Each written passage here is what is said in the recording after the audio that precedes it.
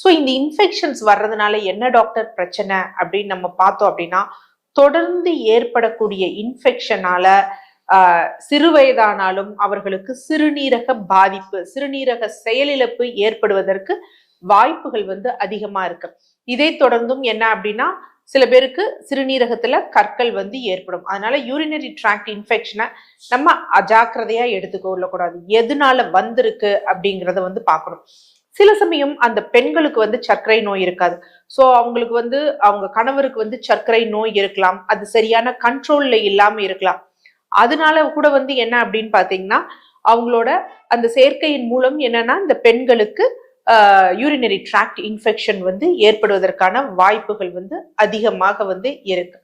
So அதனால first urinary tract infection வந்தது அப்படின்னா ஏன் வந்ததுங்கிற ரூட் காசை நம்ம இது பண்ணிட்டு கம்ப்ளீட்டா அதோட வித்து கூட நம்ம இதுல எதுவுமே இருக்கக்கூடாது, யூரினரி ட்ராக்ட்ல இருக்கக்கூடாது. ஸோ அப்படி கிளியர் பண்ணோம்னா தான் நமக்கு அது ஒரு கம்ப்ளீட்டான கியூர் கிடைக்கும்.